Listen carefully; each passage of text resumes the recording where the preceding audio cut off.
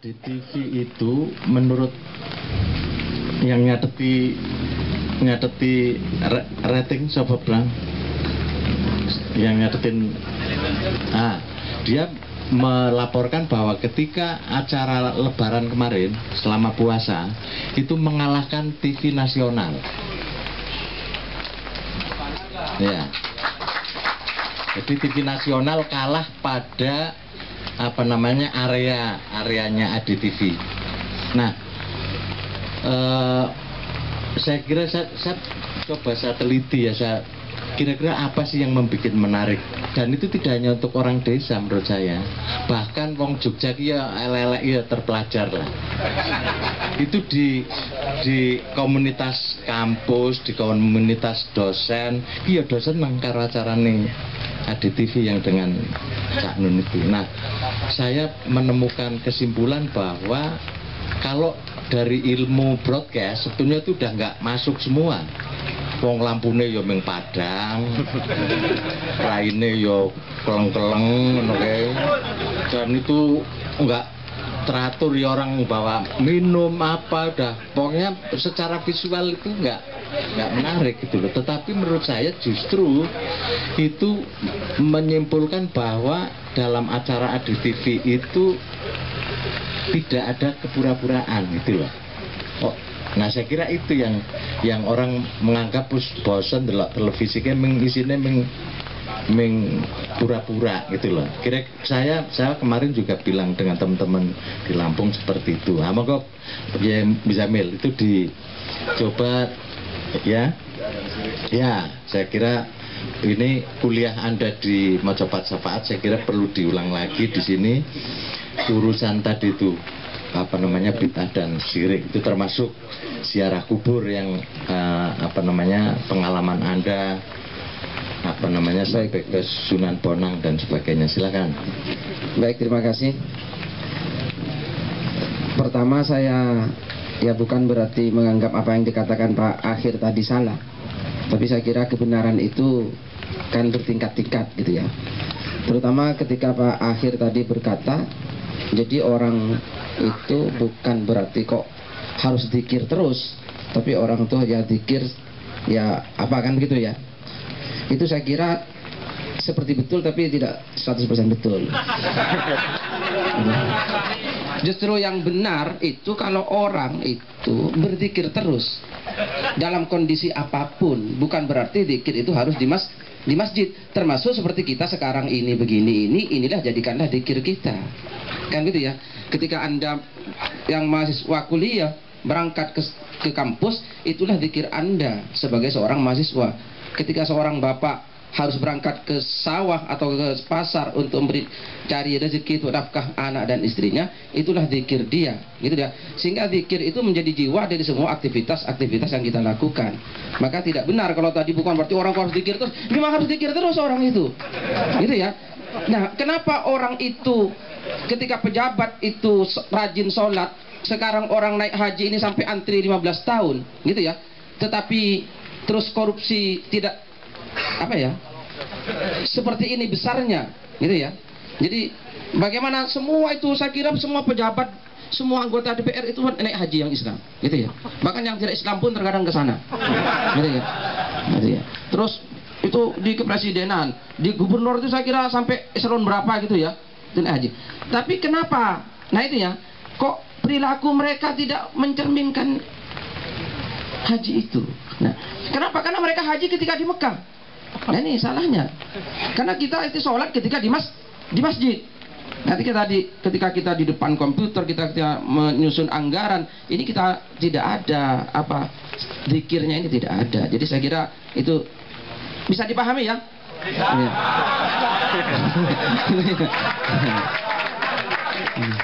Nah, ini barangkali penting, maka saya koreksi tadi itu bukan berarti salah, tapi ada pemahaman yang lebih daripada apa yang ditangkap oleh Pak Akhir.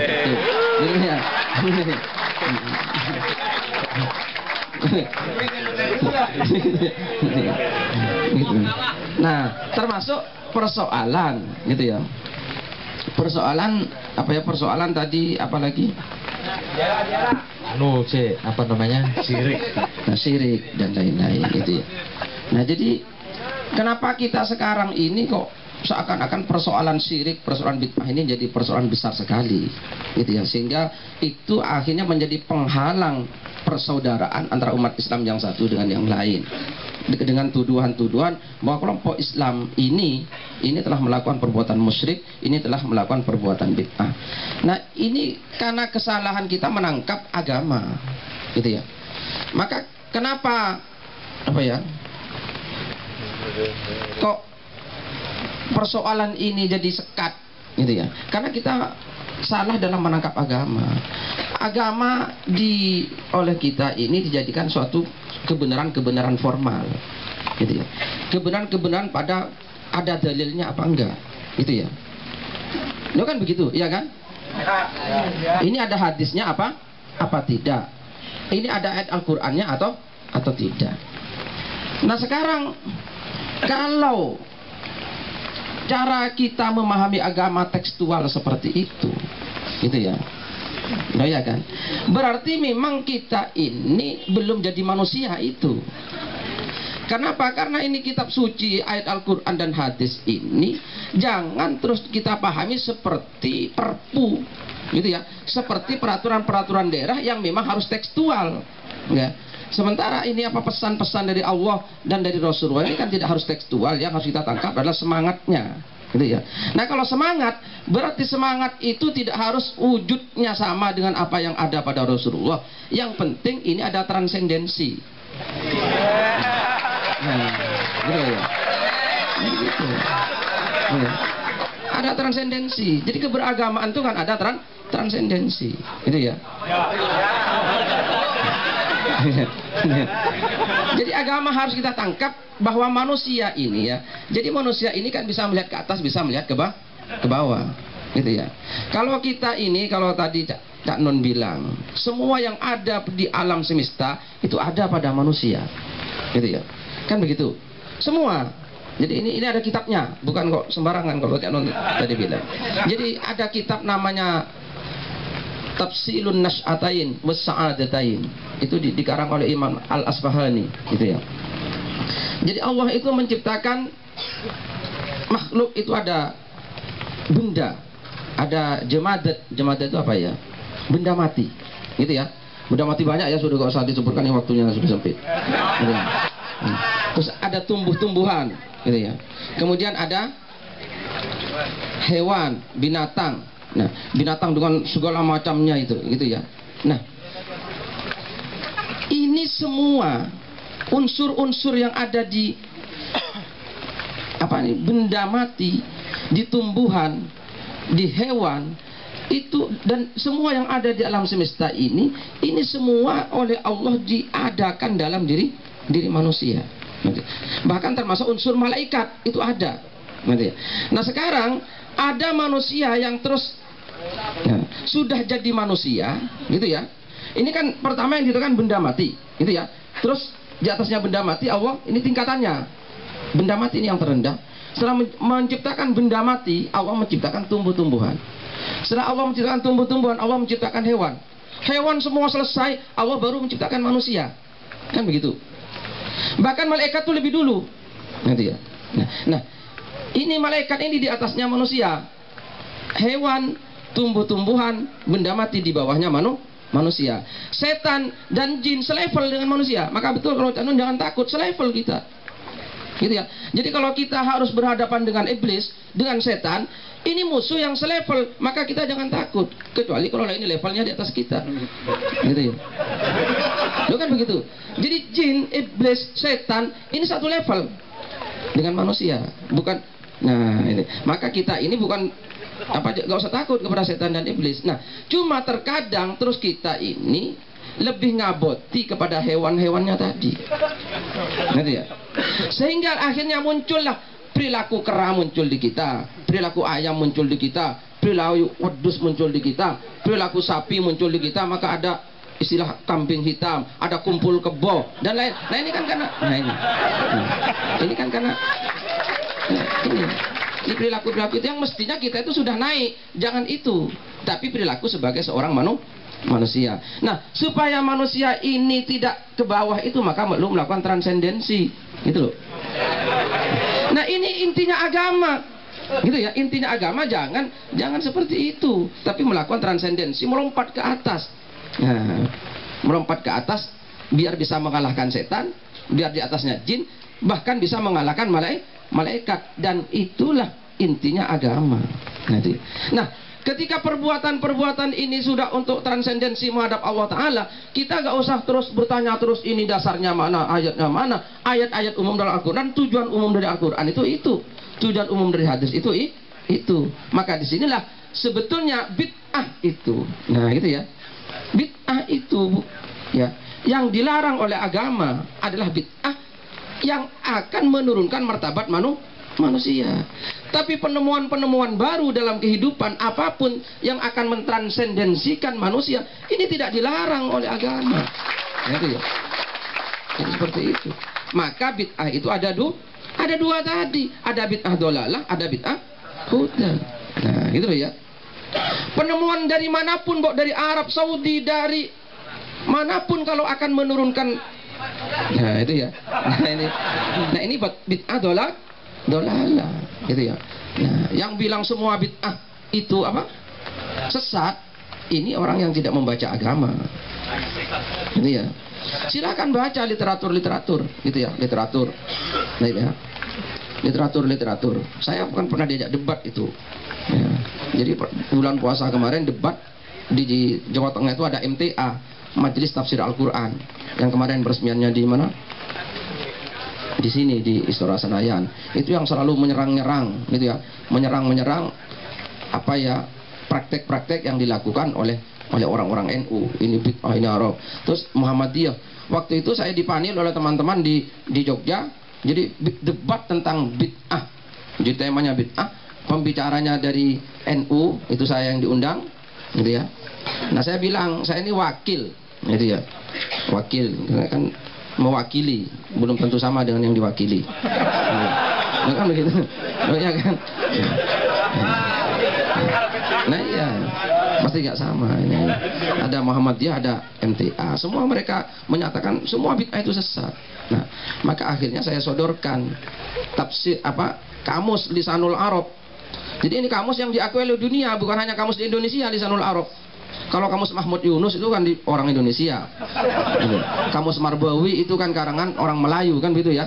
Tapi kamus Lisanul Arab dikarang oleh Ibnu Mandur, diakui oleh dunia. Di situ disebutkan oleh Ibnu Mandur bahwa bid'ah itu ada dua, bid'ah dolalah dan bid'ah huda, istilahnya di situ. Nah, parameternya apa? Ya parameternya tadi.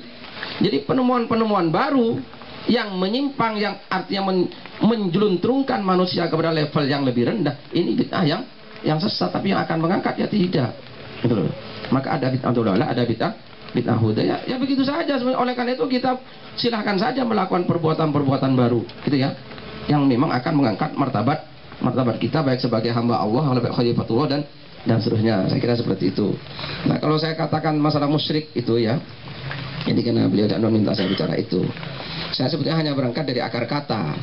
Jadi syirik itu, gitu ya, syirik itu kan artinya bersekutu, bersekongkol, berserikat. Nah itu ya, itu kan arti syirik, gitu ya. Syirik itu berserikat, gotong royong, bekerja sama satu sama lain. Nah kenapa kok selama ini syirik kok seakan-akan dituding-tuding syirik ini salah, kan gitu ya. Nah secara sosial ini sangat perlu, bahkan wajib. Loh kan begitu. Nah iya ya. Jadi satu sama lain ini harus saling berkongsi, berserikat. Nah kan begitu ya. Bekerja sama, dan itu bahasa Arabnya syirik. Nah, perserikatan bangsa itu persekongkolan, persekutuan, kebersamaan antara satu bangsa dan berarti itu wajib. Persirikan bangsa-bangsa. Nah ini, jadi jangan kok terus syirik itu ditabu-tabukan seakan-akan menguasai mindset kita. Pokoknya syirik ini, nah itu ya, gitu. Bidang sosial, dalam bidang-bidang yang lain, dalam bidang ekonomi ini harus, gitu ya. Jadi kita mari, orang yang bekerja secara individual akan dikalahkan dengan orang yang bekerja bersyirik tadi, gitu ya. Nah iya, jadi maka syirik itu ada yang wajib, gitu ya. Ada yang wajib. Secara ekonomi itu wajib. Secara sosial kita wajib. Secara politik, secara berbangsa, bernegara, ini wajib syirik. Yang tidak boleh, gitu ya, secara teologis. Dalam pengertian kalau kita menganggap bahwa ada dua Tuhan atau beberapa Tuhan yang bekerja sama untuk menciptakan alam semesta dan seisinya. Nah ini, loh ya kan? Ini namanya kita syirik secara teologi. Nah kaitannya dengan tadi free will kan dipertanyakan, mana demo. Iya, kan dipertanyakan. Nah itu dalam kitab yang sama, gitu ya. Dalam kitab Tafsilun Nas'atain was Sa'adatain tadi. Jadi Allah Ta'ala dengan kemahakuasaannya itu ya, memang tidak terus akhirnya Allah itu menghegemoni gitu ya. Ya Allah itu kan maha baik gitu ya, dan menghegemoni semua sesuatu itu tidak baik. Maka Allah tidak mungkin gitu ya. Maka di situ disebutkan ada perkara-perkara tertentu yang memang itu hanya dilakukan oleh Allah Ta'ala, gitu ya. Seperti menciptakan sesuatu dari tidak ada menjadi ada. Ini hanya Allah sendiri, itu. Tapi ada beberapa hal yang memang oleh Allah didelegasikan, itu ya. Bukan karena Allah tidak mampu, tapi itu kemahabaikan Allah didelegasikan. Ada yang didelegasikan kepada malaikat, gitu ya. Malaikat, contoh mencabut nyawa. Apa sulitnya bagi Allah mencabut nyawanya orang? Ya, tapi Allah mendelegasikan, ini kamu Israel. Nah itu malaikat Israel dikasih itu oleh Allah, gitu ya. Ya apa enggak? Ya. Maka kita tidak pernah bilang pencabut nyawa Allah ya, malaikat Israel. Gitu ya. Oh ya, iya kan? Nah itu ya. Nah sekarang apa kita terus bilang berarti itu Tuhan Israel? Bukan, didelegasikan oleh Allah untuk mencabutnya nyawa, menurunkan hujan didelegasikan, gitu ya. Dan seterusnya, gitu ya. Jadi ada beberapa perbuatan yang memang oleh Allah didelegasikan kepada malaikat, gitu ya. Ada yang didelegasikan kepada bukan manusia bahkan, gitu ya, kepada makhluk-makhluk yang lain. Contoh, membakar itu didelegasikan kepada api, gitu ya. Maka kalau sampai ingin membakar, gak usah mengundang Tuhan. Loh ya kan? Loh ya apa enggak? Cukup sampai cari api. Mau ngobong opo? Nah itu ya. Nah cari api.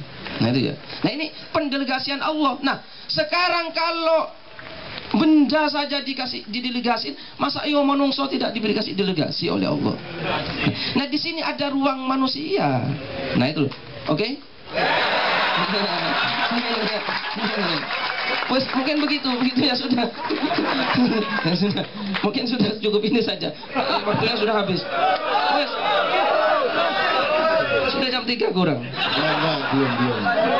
Jam berapa? Masih lama. Harus tuntas dari parang tritis. Saya akan buka beberapa orang seperti tadi. Ini orang Madura, karena dia hidup di Jawa, dia memiliki kepekaan yang beda dengan orang Jawa tentang Jawa. Jadi misalnya dia tahu kalau salon itu ada dua macam, ada salun, ada salon. Kalau salon ya salon, kalau salun itu sarang lonte. Itu menurut dia loh ini. Saya orang Jawa malah tidak mikir. Kalau germo, iku kata dia senengi mangan seger-seger nyambut gawe mo. Gitu orang Madura. Si jini mana apa ya lali aku? Balon, bayar kelon. Silakan tiga orang dulu. Jadi saya bersyukur kepada Allah. Saya ini ketemu Ustadz Kiai Muzamil ini di pinggir jalan, di Jalan Magelang, Yogyakarta pada suatu siang pada tanggal 17 Agustus 3 bulan yang lalu kira-kira ya, 3 atau 4 bulan yang lalu. Jadi saya sama Mbak Novia nyuci mobil di tempat teman kami, seorang Cina. Dia nggak tahu sedang apa. Saya mau bilang sedang nyuci mobil, apa punya mobil kan gitu kan. Saya nggak tahu. Tapi pokoknya dia ketika saya ngopi sama Cina pemilik pencucian ini, dia datang menyapa. Saya menilai beberapa kalimatnya sudah cukup bagi saya tahu siapa dia. Maka langsung saya bilang, Ustaz, nanti malam datang ke Mojopat Syafaat, dan beliau datang langsung bersamaan waktu itu dengan seorang kiai yang lain dari Banyumas yang ngapak-ngapak. Nah, mereka berdua bertanding luar biasa. Akhirnya yang KO bukan petinjunya dari Madura sama Banyumas, tapi moderatornya, wasitnya KO. Udah, nggak bisa udah ngeladenin dua orang ini. Kapan-kapan teman-teman dari Juguran Syafaat, karena di selain Kunturi Cinta, Anda punya adik namanya Juguran Syafaat di Purwokerto. Itu teman-teman maknya di sana juga menurut saya unik dan luar biasa juga. Nah, mereka kapan-kapan kalau bisa juga dolan ke sini supaya berinteraksi, karena salah seorang Pak siapa ya namanya, Mas siapa yang itu Mas Tito itu juga luar biasa. Jadi dia asli orisinal dengan kebanyumasannya. Kalau sudah jejer sama Madura, Anda bisa lihat betapa indahnya kan gitu. Sing situ ngapak-ngapak, sing situ Madura kan gitu kan. Wah, itu kan dua komposisi yang aduh yang luar biasa. Oke, ayo 3 orang Mas. 1 maju Mas, langsung. 2 maju ke sini Mas, mikrofonnya ke sini. Ya, 4 langsung Mas. Ayo mikrofon langsung. Kalau ini nih udah salah satu oke. Ya Mas, ini Mas ya.